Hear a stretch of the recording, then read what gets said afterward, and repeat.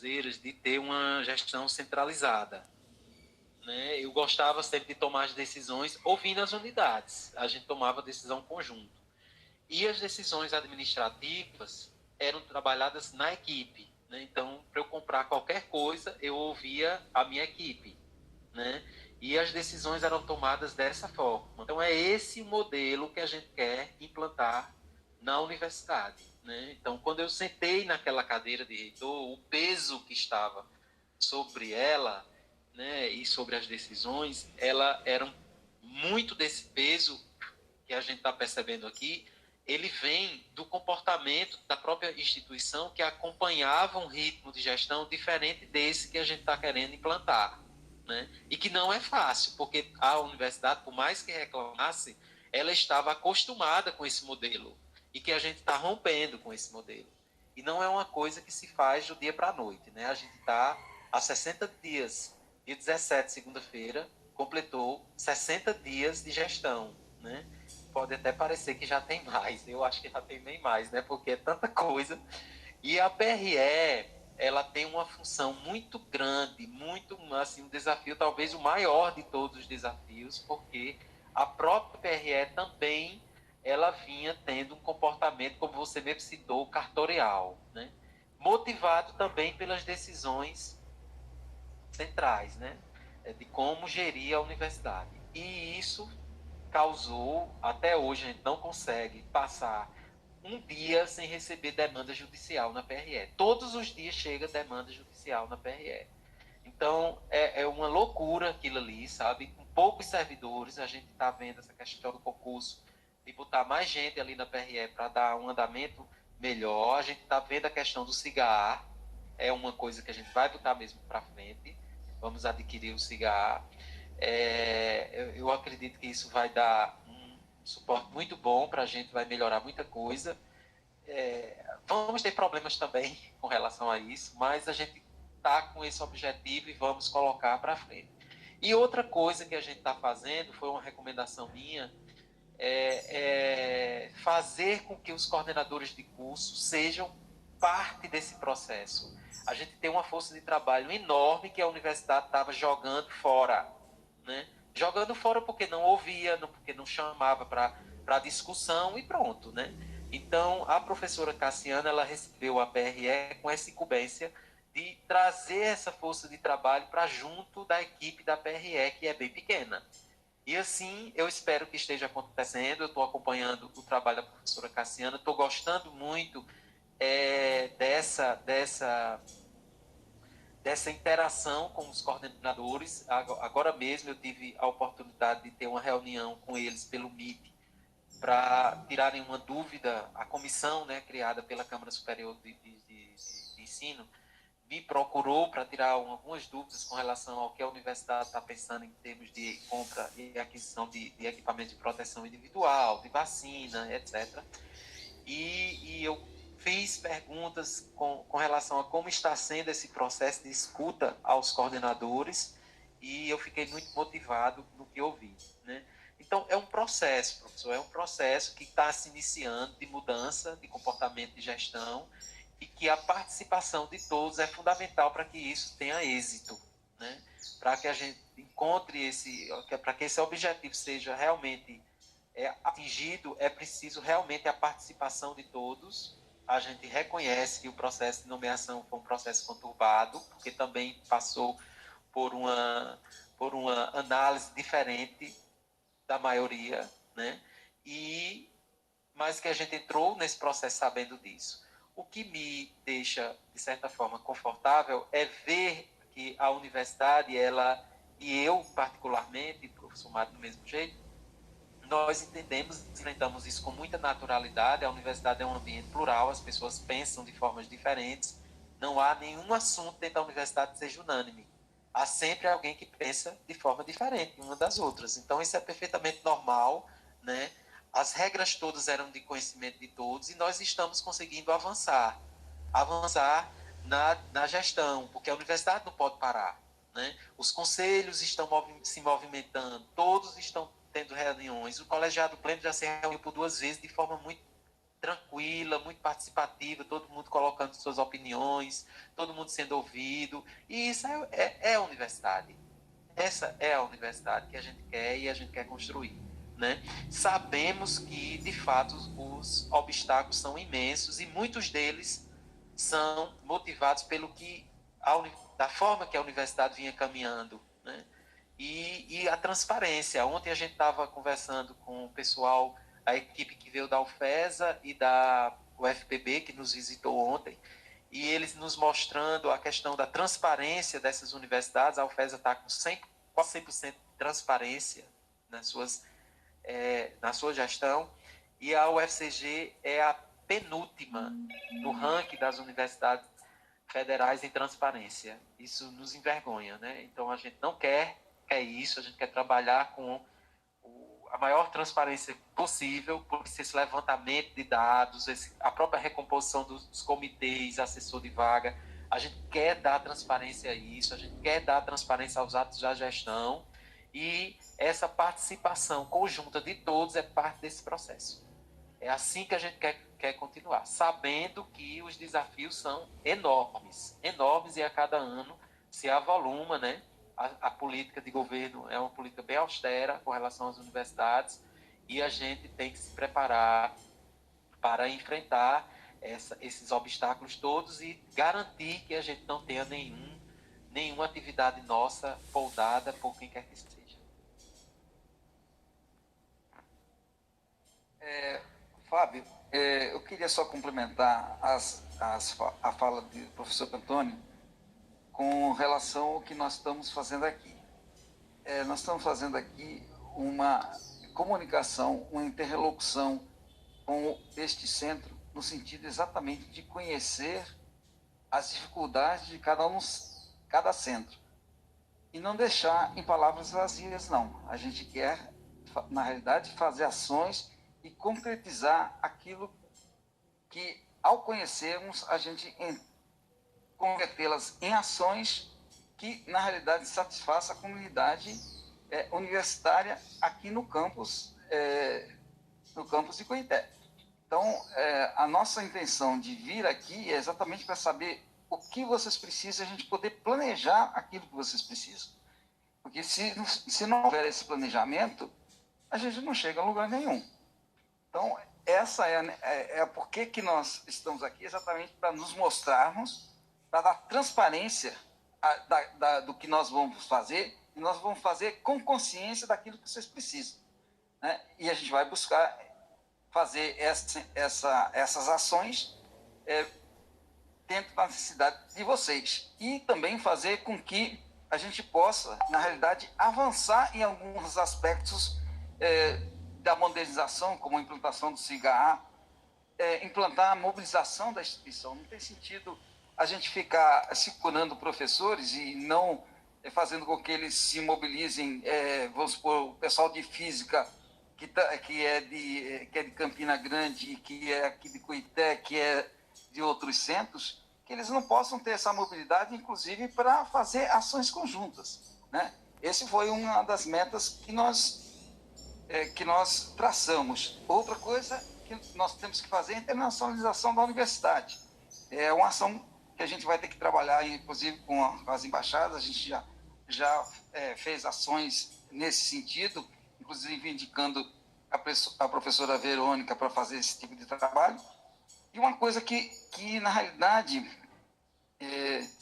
tem que ser feita é uma parte da descentralização da instituição, além de melhorar a parte de comunicação. Porque se a gente não tiver essa comunicação, como ele mesmo citou, o professor ali, não lembro o nome dele, assim, a Pró-Reitoria encaminhou para todo mundo, tá certo? Determinadas comunicações que são feitas, né, que deveriam ter sido feitas e que tem que ter ciência, toda a universidade tem que estar ciente daquilo do que a administração está fazendo. E essa ciência se dá também pela transparência. Então, essa parte de comunicação tem que ser aumentada para a gente poder avançar em qualquer nível. Né? em qualquer nível que se queira, a gente tem que fazer esse aumento da comunicação, para que todo mundo saiba o que está sendo feito. Então, algumas das ações que a gente tem já implementado, inclusive nós estamos dando transparência exatamente o que se tinha na última reunião dos diretores. A gente falou do que a gente encontrou, do que se tinha de imobiliário, do que se tinha de alguns computadores, do que se tinha de alguns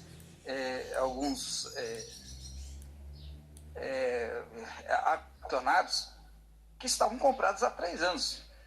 A gente não pode ficar com esse tipo de material estocado, né? Isso não tem o menor sentido quando a comunidade precisa disso. Então, essa transparência que a gente quer dar, digo assim, esse salto que a gente quer dar é para que a comunidade esteja ciente de que, na realidade, nós estamos em outra administração. Eu estou vendo questões bem importantes aqui no chat e eu gostaria de ter a oportunidade de falar, Justina. Uma delas foi feita por Poliana sobre cortes e ações da universidade. Ela falou aqui, comentou da atuação da UFRG, da UFRJ, né, que o reitor colocou a situação difícil, preocupante daquela instituição, né? Os cortes na nossa instituição foram, assim como nas outras, enormes, né? Foram na ordem de 18 milhões e ainda temos um bloqueio de 13,8 para enfrentar até o final do ano, né? Que depende daí da economia, né? E então, assim, como a UFCG tem se portado diante disso perante ao próprio MEC e ao próprio governo federal, né? No diálogo. Nós estamos dialogando através da Andifes, participando de todas as reuniões da Andifes. Eu já fui a 3 reuniões da Andifes, né, em 2 meses. É uma preocupação de todos os reitores. Claro que há universidades que a situação é muito pior do que a nossa, muito pior mesmo, a ponto de não ter condição de pagar energia, né? Que o corte de energia só não foi feito porque essas instituições têm hospitais universitários dentro dos campos e por isso o corte de energia não se concretizou, né? Olha que situação delicada dessas instituições irmãs, né? Então a gente se solidariza com elas, mas graças a Deus a gente não está numa situação tão triste como elas, né? De forma que as ações, né, planejadas pela Andifes, nós estamos apoiando todas elas, participando das discussões, dialogando, mas mostrando também a nossa realidade para não criar pânico um pânico desnecessário, claro, na nossa instituição com relação a essas outras que estão em situação de fechar mesmo, né? E uma das coisas que nos foi perguntado na primeira reunião da Andifes, quando o orçamento foi aprovado, foi se todas as instituições fechariam e se os reitores dariam a essa declaração, né, pública. E a maioria dos reitores disseram que não estão nessa situação, que a situação é realmente difícil, porque é um corte muito grande, que já vem acontecendo ano a ano. Quer dizer, há que se ter uma movimentação nesse sentido, mas que a nossa condição de UFCG não é igual à das outras instituições e também outras universidades estão na mesma situação nossa, né? Vamos dizer assim, de um pouco de equilíbrio em termos de despesas de energia, de pagamento de energia, pagamento de terceirizados e etc. Né? É uma situação difícil, mas não é gravíssima com relação às outras instituições, as outras 2 instituições que os reitores já manifestaram aí muita preocupação, né? Mas o que a gente fez? O que é que a Andif está fazendo e o que é que a UFCG também está fazendo nesse contexto de Andif, de reitores, né? A gente solicitou uma reunião com o ministro, ele não participou, mandou o secretário Wagner, né? E depois dessa visita a gente articulou também com o Ministério da Economia e foi através dessa pressão que foi liberado os 60% que tinham sido bloqueados, né? Foi em virtude dessa articulação da conversa, porque o diálogo é sempre a melhor forma de resolver as coisas, né? E esse é meu jeito de gerir, né? não tenha dúvidas que se chegar ao ponto que a UFRJ está, ou que outras instituições estão, eu irei até as ruas, como já fui, e fui até reclamado pelo reitor, o reitor anterior, que não era lugar de um diretor estar à frente de um movimento de passeata. E eu acho que é sim. Quando se trata de defesa da universidade e de seus recursos, sim um local de se estar, né, dos gestores estar, junto com sua comunidade acadêmica. Né? Então, eu gostaria de fazer esse esclarecimento, que foi pontuado aqui no chat, o que é que a universidade está fazendo com relação a essa recomposição. E a luta, ela passa também por uma conversa com a bancada federal para aprovar o orçamento suplementar que é necessário para recompor esse corte que houve, como eu já disse, gigantesco no nosso orçamento. Né? Então, a nossa luta atual agora, a recomendação da Andives, e é isso que eu estou seguindo, e acredito que os outros reitores também, é fazer uma ação junto aos parlamentares, e aí é muito importante que cada centro, através dos conhecidos políticos que atuam em cada região, façam também essa pressão para que a gente consiga um orçamento suplementar aprovado pelo Congresso para a recomposição do nosso orçamento. Né? Ana Maria também, eu achei importante colocar que eu citei o exemplo da saúde apenas como um exemplo, mas não esqueçam, eu dirigi um centro que tem as duas áreas, saúde e educação, né? E durante esses 6 anos que conduzi de uma forma muito equilibrada as demandas de ambas as áreas, de forma que eu conheço de perto as necessidades dos cursos de licenciatura e darei suporte a todas elas na medida do que for possível ser feito. Certo? Carlos perguntou sobre o edital de extensão e ele está sendo finalizado. Nós vamos ter sim extensão ainda para esse ano, viu? Ele está sendo finalizado e vai ser colocado em prática, se Deus quiser. Então, uma coisa importante, Justino, falando em orçamento, que a gente está com o orçamento da chamada pública, está estacionada, né, lá na reitoria. Precisou da liberação, da gente organizar esse processo, que a gente trabalha assim, não pode descontinuar, é o que a gente tenta, né?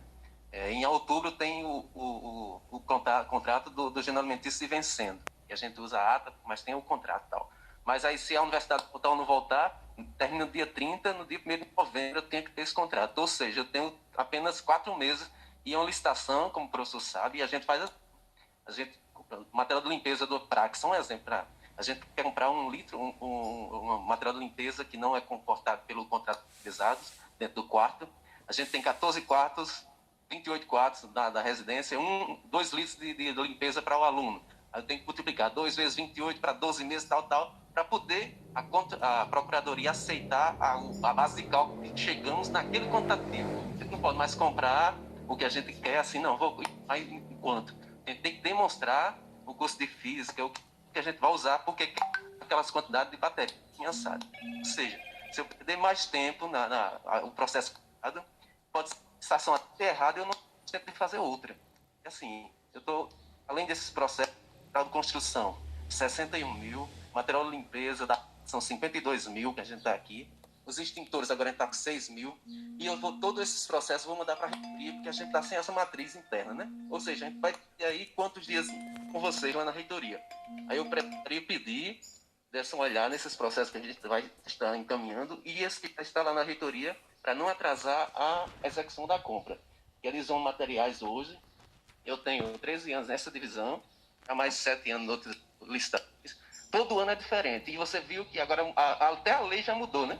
Mas todo ano tem várias INs. A IN 05 2017 foi essa que deu essa revolução de terceirizados. Eu passei quase um ano na grande para a gente estruturar um pouco mais,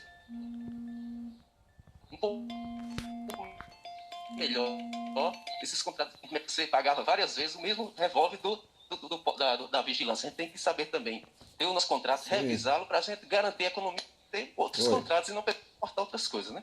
Então, só os quero que vocês dêem uma olhadinha e que a gente possa depois sentar no parlamento para demonstrar esses meus valores. Acontecendo uma importante reunião pelo menos 80, da UFCG com os professores de Cuité. E muitas reivindicações, o professor José Justino na mesa, o reitor Antônio Fernandes e o vice-reitor Mário Eduardo. Para contar bastante adiantada a hora, a fala de Yasmin, a fala de Mônica, e na fala de Mônica a gente encerra as inscrições e fica faltando apenas Francilene, com mais alguém que possa se inscrever. Então já a hora está bastante adiantada, infelizmente a gente vai ter que reduzir a certo tempo para que haja maior agilidade e todos possam ter o direito de participar, fazendo seus questionamentos. Então está com a palavra Yasmin Gomes. Boa tarde, gente. Eu vou ser breve. Eu sou técnica administrativa, entrei no último concurso, agora mais recente. Está querendo é só uma sair fala, daí, não está dando certo? Representando o interesse de outros servidores e também não de pode outros pedir campos. não para você? E assim, Jaqueline tocou no ponto sobre informações de como está o edital de remoção. E Camila? Já foi esclarecido, né, que foram abertos comitês, estão fazendo esses levantamentos de dados, ficamos felizes com isso. Vou ligar para Camila. Mas o interesse que eu venho representando e venho perguntar também é a respeito da possibilidade de abrir também um novo edital de remoção para os cargos que todos já foram removidos, antes das novas nomeações, que a gente sabe que está sendo feito esse levantamento e que elas podem ocorrer, né? E assim, essa prática de fazer editais de remoção é bem comum em outras universidades, sempre antes de novas nomeações, porque dá oportunidade para os servidores mais antigos, que entraram primeiro, irem para locais mais centrais, muitas vezes perto de suas famílias. Então, é só para informar desse interesse e perguntar se há essa possibilidade de novo edital de remoção para cargos que todos já foram removidos. Agradeço a oportunidade e que Deus abençoe aí a nova gestão. Obrigado, Yasmin. Mônica Andrade. Boa tarde, eu também vou tentar ser bem breve. Minhas boas-vindas ao professor Antônio, professor Mário. Antônio eu já conheço, né, de muito tempo, já trabalhei com o professor Antônio no campus de Cajazeiras. Eu estou aqui, eu vou tratar mais especificamente de questões, né, específicas dos laboratórios. As demandas que nós, enquanto técnicos, nós fizemos uma reunião e, como já está aí na mesa, né, já está nas mãos de Antônio, mas a gente aproveita a oportunidade para destacar alguns pontos, né, que eu vou aqui pontuar bem rapidamente, e até por questões, assim, algumas delas são bem, assim, peculiares, que a gente sabe que é a questão de dotar os laboratórios, né, de equipamentos, de material de consumo imobiliário, isso é um desafio, né, para toda a gestão, e mais com limitações, né, nos recursos. Mas veja bem, de tudo que a gente elencou aí, professor, tem algumas demandas da biologia, da nutrição, tem uma do LAC, que é da farmácia, do bloco de laboratórios, e eu vou destacar demandas mais gerais, que a gente achou importante. São 5, né, principais, que é uma delas, a implantação de uma central de destilação no SES, porque o abastecimento hídrico, a gente não tem abastecimento público, né? A gente depende de uma nascente, que é no olho d'água da Bica, que é uma água, né, de alto teor de sais. Não adianta a gente estar comprando destilador, porque todos, né, foram danificados. A água tem que ser dessalinizada para uso, e isso é utilizado, é uma demanda para todos os laboratórios, tanto da educação quanto da saúde, para ensino, para pesquisa. A gente precisa dessa central de destilação. Outra é a questão do almoxarifado de reagentes, que já é já é interesse, né, da direção. Nós já temos um químico que pode assumir, que é uma obrigatoriedade, se eu não me engano, para se ter um almoxarifado, tem que ter um profissional.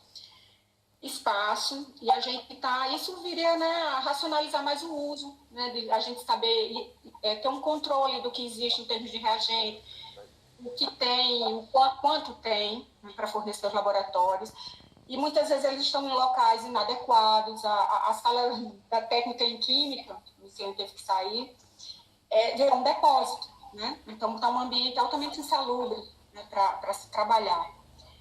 O terceiro ponto que é bem antigo, também uma demanda antiga que a gente pede, com relação a reformas e até nas próximas construções, né, a questão de blocos de laboratórios, que os projetos sejam atendidas às normas de segurança, com relação à saída de emergência. A gente cita, pode destacar aqui que nós tivemos um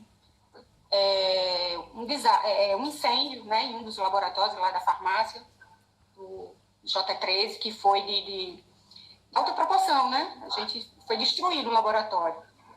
Então, que respeite essas normas de segurança, questão de normas de técnicos, de acessibilidade, né? Que nós não temos. Os laboratórios foram projetados e ficam se replicando plantas, né? que não melhoram, né, essas questões. Porque já existiam normas para a questão de acessibilidade. Se a gente tiver um cadeirante, se a gente tem, né, uma pessoa com algum problema de saúde, e é complicado, né? O quarto ponto, aquisição de equipamentos de proteção coletiva, porque o que nós temos, ou nós não temos em alguns laboratórios, e se tem, não estão funcionando, né, estão danificados, é chuveiro de emergência, é lava-óleos, é corta-fogo. E a gente que conhece a realidade dos laboratórios, que está lá todo dia, né, quando está no trabalho presencial, de segunda a sexta, de 8 horas, os pequenos acidentes que ocorrem, a gente, né, é quem tem mais, consegue falar com mais propriedade sobre isso. E, por último, a gente destaca aí, dentre todas as demandas, a contratação de empresa para tratamento ou destinação adequada dos resíduos produzidos pelos laboratórios, porque a gente vai tudo direto para a pia, e uma preocupação é que a gente pode estar contaminando, nós somos autossuficientes em água, né? Os 10 é abastecido pelo olho d'água. A gente pode estar contaminando essa água. E essa água a gente utiliza nos bebedouros, essa água vai para o RU, é onde é feita as refeições dos nossos alunos, né? Quem frequenta o RU. Então, é uma preocupação muito grande com essa questão do abastecimento hídrico, que eu sei que está em pauta aí para o professor Justino vai colocar, né, a direção, a prefeitura, né, que o Gustavo também vai priorizar essa questão, porque é uma questão também econômica, né, e de sobrevivência do próprio campus, porque não existe abastecimento público, né? Pronto, então eu vou encerrar minha fala aqui. E esperamos que vocês consigam, né, executar muito do que pretendem, né, para tornar nossa universidade mais forte, né, e produzirmos e formarmos nossos profissionais, né, e com qualidade. Eu encerro. Obrigada. Obrigado pelas perguntas. Eu queria já dizer o seguinte: a gestão não é de Antônio nem de Mário, a gestão é nossa. E a gente tem que partir desse princípio mesmo, porque se não for assim, a gente não vai conseguir chegar onde a gente quer chegar. Bom, Yasmin, um novo edital de remoção, ele não é só possível, mas ele é necessário. Nós estamos observando muitas solicitações extra-edital, que já houve, né? Muita necessidade em todos os campi, né? E antes da chamada dos novos servidores, esse mapeamento está sendo feito para ver essa possibilidade. Então, ela provavelmente vai acontecer. Não estou assegurando ainda, porque ela está em estado de estudo, né? Mas é possível de acontecer. A central, primeiro, eu achei fantástica a ideia da questão do almoxarifado de reagentes. Eu achei fantástico porque é uma forma não só de acondicionar no local específico e adequado. A maioria dos reagentes que temos, eles ficam espalhados nos centros, nas unidades acadêmicas, nos laboratórios, muitas vezes em condição equivocada, né, de acondicionamento, e no almoxarifado de reagente ele estaria dentro do padrão, vamos dizer assim, né? Então, eu achei muito interessante essa ideia que está surgindo aqui, não só para esse campus, mas para o UFCG, né? Talvez seja um projeto exemplar da gente fazer, né? Então, acho muito interessante, talvez a própria aquisição dos reagentes também passe por essa, vamos dizer, essa metodologia, né? Talvez facilite a compra também de reagente, porque muitos deles têm que ter a aprovação da PF, né, da Polícia Federal, e talvez isso ajude também essa questão do acondicionamento. A questão dos resíduos sólidos que Mônica colocou, eu já estou mesclando, viu, nas respostas, mas eu anotei aqui todas. dos resíduos sólidos é uma preocupação que a gente tem que ter, porque vai chegar um ponto que a universidade ela vai ser responsabilizada por isso, pelo que ela está jogando no ralo, pela forma que ela está fazendo, né, de contaminação do solo, inclusive. Então, isso toma uma proporção criminosa quando a gente está em regiões que com a escassez de água, né? Então, isso tem uma proporção muito maior do que já existe com relação ao desperdício, ou enfim, em tudo. Né? Então, a universidade ela tem que parar mesmo para ver essa questão de contratação de empresa especializada, por exemplo. Inclusive em lixo, não só de reagentes e tudo mais, a parte sólida mesmo, né? Do lixo gerado por nossas atividades. Né? É importante colocar para todos, né, que nós estamos recebendo as demandas aqui, muitos deles de mobiliário, de ar-condicionado, de computadores. Isso é uma demanda da universidade todinha. E por incrível que pareça, um grande número desses itens estava estocado na garagem da universidade há anos. 4, 3, não sei precisar quantos anos, mas há anos estavam estocados, né? A gente pegou isso e agora todo mundo quer. Claro, a necessidade é imensa e ela está em todos os centros. Não tem um centro que não tenha essa necessidade. Uns mais do que outros, claro. A gente está fazendo esse mapeamento para distribuir, né? Mas era uma quantidade muito grande de ar-condicionado, de computadores nem tanto, mas tinha bastante. E carteiras escolares também. Muitas carteiras escolares. Então, está sendo feita já uma distribuição, ela já foi iniciada na gestão passada, quase um mês antes semanas antes da nossa posse, né, já tinha saído a nomeação quando começou a distribuição. Mas um fato que nos causou surpresa, né, porque a necessidade é tão grande, como é que se tinha tanto equipamento guardado, né, alguns deles perderam o prazo de garantia, né, não tem mais. E ar-condicionado e computador são coisas que anualmente têm que ser adquiridos pela universidade, porque são coisas que rapidamente se danificam, né? Então, a gente pode deixar para comprar quando der. A gente tem que comprar de uma forma ou de outra, a gente tem que fazer esse esforço para estar ano a ano comprando. Né? A central de destilação que está sendo proposta aqui é algo que a gente vai analisar. Eu visitei algumas obras aqui no centro, algumas inacabadas, não estava no rol de obras inacabadas deixadas pela gestão, né, como informação, o próprio PDI tem, e algumas delas não estavam catalogadas. A daqui do SES não estava catalogada também, uma do CCBS, duas do CCBS, etc. Também não estava catalogada. Quer implementar, que é uma gestão de perto, de perto. Eu não sei se a gente vai conseguir, não. A gente nem pode prometer isso, viu, Justine?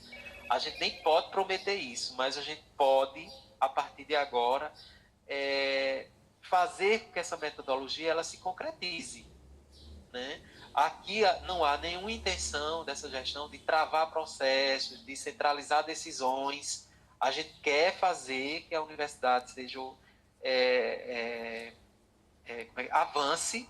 Ela avance, e para avançar a gente precisa resolver problemas antigos de estrutura, né, de recursos, de fluxo, principalmente de fluxo. Eu digo que se a gente conseguir resolver fluxo, a gente consegue resolver mais de 50% dos nossos problemas, porque o fluxo é que atrapalha.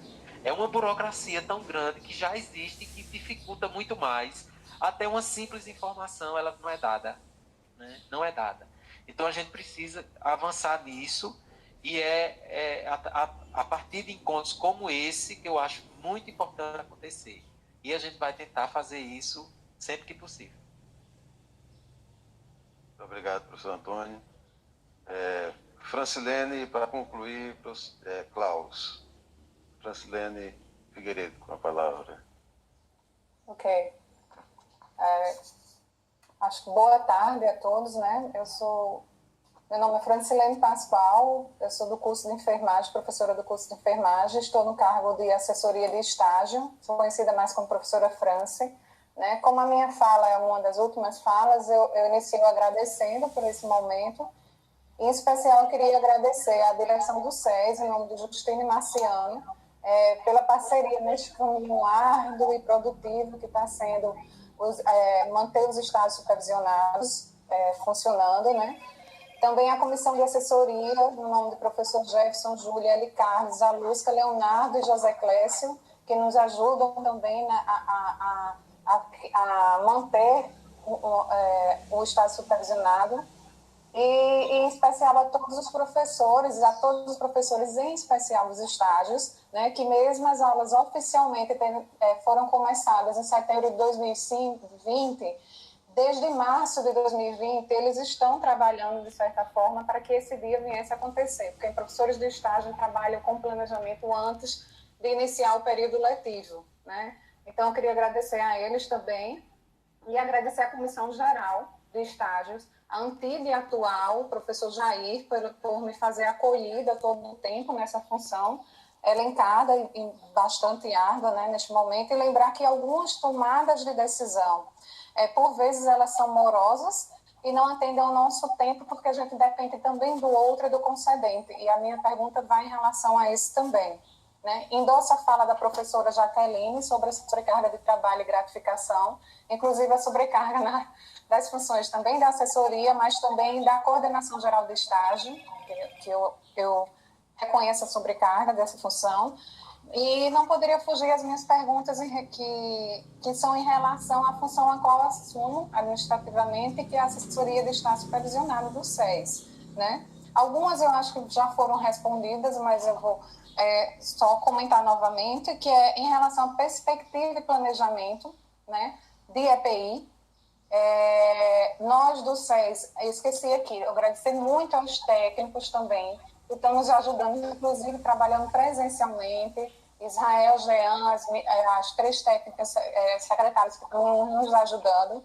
Então, nós já estamos fazendo planejamento para os próximos semestres, 2021.1 e 2022.2, sabendo, a gente aprendeu muito nesse último ano, inclusive a fazer pedidos, processos, compras, a gente reconhece a demora, o processo burocrático que é para se adquirir algum equipamento, e por isso nós já estamos com a planilha para planejamento e aquisição de EPI para o semestre 2021 e 2021.2, eu queria saber sobre a perspectiva da aquisição disso, né? Já que a gente sabe que vai receber alguns meses depois. E também, outra pergunta que eu acho que pode ter sido já atendida é em relação ao sistema, que era a comunicação entre os sistemas controle acadêmico e SEI, que é uma das dificuldades para o processo de trabalho dos estágios. E, por fim, não menos relevante, mas muito atual, é em relação à vacinação. A vacinação dos trabalhadores da universidade como um todo, não só dos professores. Porque nos últimos dias aqui, desde João Pessoa, né, tem professores em Campina Grande, então em João Pessoa está se falando de começar a vacinar os professores, né, mas já foi dito, rumores que os professores que não trabalham na cidade de João Pessoa, eles têm que ir tomar no local do seu trabalho, ou seja, nós teríamos que ir tomar em Cuité, no município de Cuité. Eu participei terça-feira de uma reunião com todos os gestores de Cuité, né, da região do Cuité, da quarta gerência nacional de saúde, estadual de saúde, e eles estão com a demanda menor de recebimento de vacina. Teve o atraso, está tendo um atraso, né, da entrega de um tipo de vacina. Eles estavam recebendo frequentemente e agora teve mais um atraso, uma demora de mais de 20 dias para recebimento. Eles ainda estão na aplicação do D2, segunda dose dos idosos, estão iniciando a comorbidade. Eles estavam numa crença de que tinham atendido porque eles há pouco tempo vacinaram os nossos estudantes, alguns dos nossos estudantes que estão em linha de frente, né, e que estão em estágio supervisionado presencial, a professora que faz acompanhamento do estágio presencial de enfermagem, que é exigido pelo curso, ainda não foi vacinada, em Campina Grande foi vacinada. Essa questão também depende de cada município, da gestão de cada município. E antes de entrar na reunião, eu estou em conversa com os professores, eu já entrei em contato com um desses secretários e perguntei se eles tinham um planejamento, porque se João Pessoa e Campina Grande continuar determinando que os professores, mesmo residindo nesses locais, tenham que tomar a vacina no local do seu local de trabalho, se eles tinham vacina suficiente para toda a comunidade acadêmica da UFCG. Ele ainda não me deu resposta. Na reunião, eles ficaram bem apreensivos com isso, porque eles disseram que o Ministério da Saúde não previu isso. Então, eu queria saber de vocês, os professores, eu estou tentando conversar com os professores e relaxar os professores, que a gente vai conseguir a vacinação, mas eu sei que esse caminho é árduo e precisa de muito diálogo. Nós, enquanto universidades, não podemos interferir no Plano Nacional de Imunização, que existe uma lista de prioridades, que está sempre sob investigação do Ministério Público. Nós não podemos furar essa lista de prioridades. Né? Existe uma resolução da CIL também, que é a Comissão Intergestora de Parques de Saúde. Então, também, os municípios também não podem furar isso. No entanto, eu acho que precisa, pelo menos, de um diálogo da universidade para compreender esse fluxo, né? De quando vai ser realmente vacinados e enfatizar que não só são os professores, para a gente voltar, pelo menos para as aulas presenciais ou estágios presenciais, tem que ser todos os trabalhadores da universidade. É isso, muito obrigada. Klaus, segunda palavra. Klaus é o último inscrito, né, nesse momento. Com a fala dele, nós concluiremos o nosso encontro aqui. Antes, propriamente da fala de Klaus, eu gostaria de informar que ontem eu fui procurado por um funcionário da Secretaria Municipal de Saúde, do qual solicitou o quantitativo de professores, técnicos administrativos e terceirizados aqui do SES, o quantitativo, que tinha sido uma solicitação da Secretaria de Saúde do Estado da Paraíba. Eu espero que seja no sentido já da vacinação. A professora falou na questão dos EPIs para os estágios. Nós fizemos 3 estágios para adquirir essa parte. 9.000 a gente conseguiu, o professor Camilo, junto com o Parque Tecnológico. Fizemos uma dispensa com 17.000 para adquirir, para dar um suporte à professora. Só que essa autorização é via coordenação de estágios de Campina. O nosso mapeamento agora, a consolidação dos cursos, vai dar mais de 100, 150 mil reais ou mais. Aí eu preciso de uma nova autorização, porque existe no contrato do estágio em si, quem era para disponibilizar esse EPI era a pessoa que está recebendo o aluno. Aí, de forma emergencial, ela está justificando, eu vou precisar, a gente vai encaminhar também esse processo para lá, vocês avaliarem, para dar essa autorização extraordinária para a gente adquirir isso aí. Só para dar esse toque. Primeiramente, né, boa tarde. Eu faço parte, né, da equipe de TI dos concursados aqui do campus. Eu sou o gerente de TI, né, só tem eu. A equipe de concursados, nós trabalhamos aqui com 3 técnicos que auxiliam em todos os trabalhos. Uma demanda, né, das demandas que foram enviadas de TI, e eu acredito comum a todos os campos, né, são a aquisição de computadores, né. Nós temos, principalmente no laboratório, os equipamentos defasados, que foram da época da criação do campus ainda, e que não tem mais condição nenhuma de uso. Por exemplo, a gente tem uma demanda antiga de um laboratório de matemática, que é totalmente de computadores de 2006 ainda, que estão elencados os quantitativos no nosso pedido. O laboratório de informática aplicada também, que está com uma parte do parque tecnológico está revitalizada e outra ainda defasada. E de vários setores, né? O campo, de forma geral, crescer. Vários setores que precisam de equipamento